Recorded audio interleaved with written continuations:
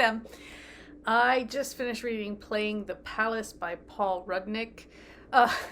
This was on our bookshelf. Okay, so we were kind of confined to the living room while work was being done in other parts of the house, and I was sitting there and I was tired of playing games on my phone, so I looked over to our mini bookshelves, was like, where did this book come from, and picked it up and started reading it.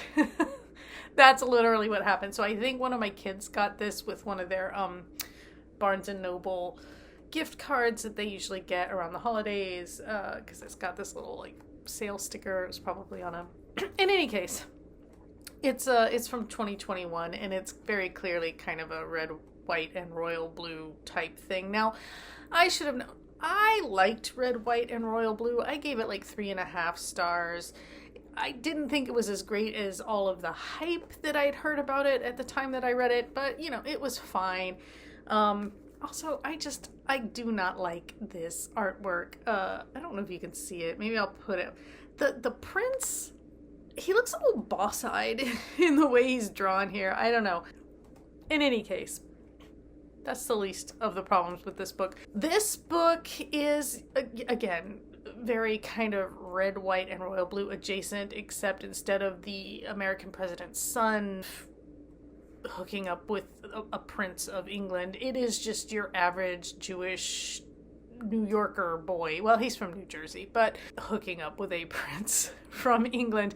And okay, already you're gonna have to suspend your disbelief a bit, but this book is just, it goes beyond my ability to suspend my disbelief, even in the name of rom-com, shenanigans.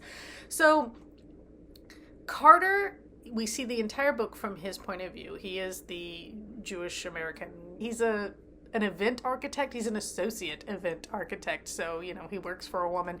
They plan events. And the book starts on Valentine's Day, and he's, he's still getting over a big breakup with a long-term boyfriend.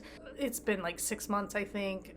His previous boyfriend, it sounded like, if I remember correctly, they've been together for like 3 years or something, but like his previous boyfriend Callum was this actor, kind of free spiritish, kind of surfery hippie-esque, I don't know.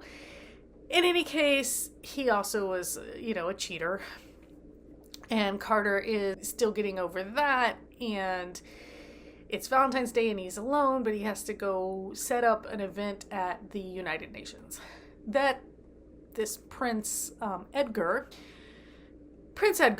is speaking at the United Nations, and he meets Carter while Carter is setting things up, because Edgar wants to go in and get a look at the stage and practice his speech. So then Carter helps him practice his speech, and they almost kiss right there the first meeting, right? Love at first sight, or at least attraction at first sight, which is not unheard of. From there, it goes on to, like, Edgar's intrigued enough to reach out to the company that, put together the event to find out, to reach Carter and invite him to a dinner, but then Carter takes him to IHOP to show him, like, American food, I guess, and it becomes a paparazzi thing, and, and the book is just kind of a series of events like this that is supposed to show, I guess, the progress of their relationship, but honestly, it beggared belief and was not, like, the chemistry wasn't there for me. There was a lot of talk about how Edgar, as an openly gay, Prince of Wales, had a lot of pressure to be the symbol for the LGBTQ community out in the world, which I do understand as a thing. But at the same time, I'm kind of tired of that in books. And then also just like, I'm also kind of tired of the neurotic gay trope, which Carter definitely is like in that box, bucket, whatever you want to call it. Like, that's definitely his his niche. He's the, the clumsy, he says and does the wrong thing every time. Somehow, despite the fact that they've only been out like a couple of times, Carter ends up inviting Edgar to his sister's wedding, and that becomes obviously a whole big thing as Edgar meets Carter's whole family and gets, rude personal questions asked and things like that. And I think it's all supposed to be funny, but it isn't. It's not cute. It's not funny. It's not realistic. The Edgar's handler, James, who is an older gay guy, is again also, he's got like this caustic wit that I think is supposed to be funny. The security detail, they all have names like Ian and Lucky, and I think are also supposed to be funny. They aren't. Like it none of it landed for me. Like, your mileage obviously may vary. This is all my personal thoughts and opinions about this book. After the whole wedding thing, when Edgar's like asking Carter, gee, what's wrong with you? You've got this great family. Like, what's your issue? Because Carter is like so insecure, it's painful to read about. And Edgar is, like, why don't you come to London for a week and see what it's like to, live my life and be in my shoes. And of course Carter goes over there and does all the wrong things. And the portrayal of the Queen of England, who is not obviously like a real Queen of England. This is Queen Catherine, and she is Edgar's grandmother because Edgar's parents died in a plane crash. She's like not well written. She's like, this version of a Queen of England is terrible. So, again, like, and Carter's saying things to her that no one with any sense would ever say to the Queen of England, but Carter's saying things no one with any sense would ever say anywhere anyway. Like, he's not an endearing character for somebody I'm supposed to be in the head of for almost 300 pages, and like, I guess I'm supposed to root for him. I don't. His continued insecurities are repetitive, and then the things he does and says are so stupid. I couldn't find them funny. At the end of the day, I gave this 1.5 stars. I was generous and rounded it up to 2 on Goodreads, I guess. But, we've got the ex-boyfriend Callum, who comes around a couple times. We've got Edgar's younger brother and his sister-in-law, the perfect royal family, because they've got twins too, or 2-year-old twins and all this stuff. I wanted, when there's at one point Carter's phone, I guess, is hacked and some photos he took get leaked to the press, and then I wanted like the story of the ex and or Gerald or somebody like behind the scenes doing all this stuff. Now, maybe that was revealed and I missed it, because by about the 65-70% mark, I was skimming because I just couldn't take it anymore. Carter goes to England, he screws everything up. Callum shows up, meets him like outside Buckingham Palace or something. I'm like, why aren't you staying at Kensington? But that's a whole other different thing. Carter goes home in disgrace, and the Queen of England shows up at Carter's family's Thanksgiving because she's like, my grandson's gonna, give up the throne, or make some kind of like announcement, and, you need to stop him or something like that. I don't know, because again, I was skimming, and then like there's this whole last minute them getting together, blah blah blah.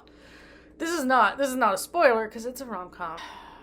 The romance, the chemistry wasn't good, and then the comedy also wasn't good, and it's, like I said, just kind of a series of events. And then again, it starts on Valentine's Day.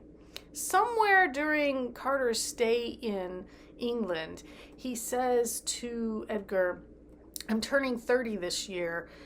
And it turns out they have the same birthday, January 22nd. They're both going to turn 30 on the same day, which, again, beyond belief here. And Edgar's like, why didn't you tell me we had the same birthday or whatever? And I'm like, okay, wait. this started on Valentine's Day. Did we have a New Year's that I missed somewhere? But no, he's going to turn 30 next year because like later in the book it's Thanksgiving. And I'm just like, that's just like, nobody says I'm turning 30 this year when it's next year. Like, nobody says that.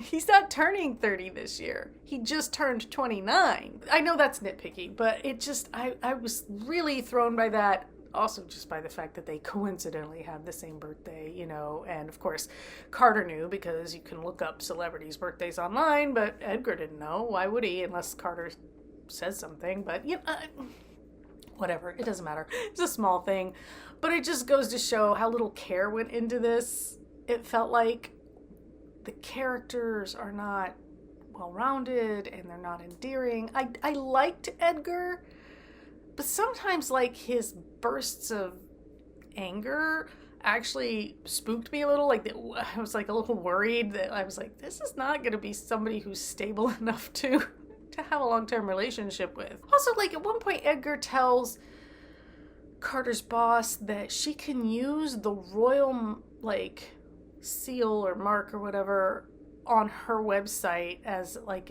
as an endorsement if he can just keep Carter in London for a little longer. And I'm like, yeah, no, that's not how that works either. You can't just hand out the royal mark like this. That's not how that, no. So yeah, little things like that too just irritated me, only because I know a little bit about how some of that works. And so I was kind of looking askance at it. The average reader might not notice or care or, you know, whatever. This book doesn't need to stay in the house. I don't think anybody else is going to read it, and it wasn't good enough to keep, so it's going to go in a donation bin pretty soon. But anyway, Playing the Palace. Also, that title, Playing the Palace. Playing, in my mind, means like tricking somebody into something, you know, conning them. I'm like, that's probably not the look you want for your hero, your protagonist, right? Like, is he tricking or conning people into something? That doesn't seem it doesn't seem accurate, and I don't know. I don't understand this title in relation to the story in the book. Playing make believe, because that's not really quite what's happening either. But I don't know. Anyway, like, again, like the little things, but little things add up. Little things add up. You know, you can forgive a couple of things in a book, but as they mount, you're kind of like, yeah, no, this is getting stupider. This is getting worse. And that was really what was happening. As I read, it was getting worse as it went, because it was just getting further and further from believable or funny or cute or endearing. Like, a little bit of neuroticism goes a long way. I don't need like this level of, you know. Okay, enough. I'm done ranting. I don't know what I'm going to read next. I do have the next the Heaven Official's Blessing. I also have plans to go to the library, so I might poke around and see if I find anything there. And, you know, as ever, just a massive stack of books waiting for me, so I need to kind of paw through those and see what we'll do for what I'm feeling like next. I don't know if I'm quite ready for another Heaven Official's Blessing, so I might read one more thing before I pick that up. But yeah. Anyway, if you've read this, please let me know your thoughts. I don't know how well known this was or popular this was when it came out. I don't really have a good sense of it. I've never heard anybody else talk about it, so, but I'm also not widely informed on what's hip, because I tend not to like the most popular things. Until next time, take care.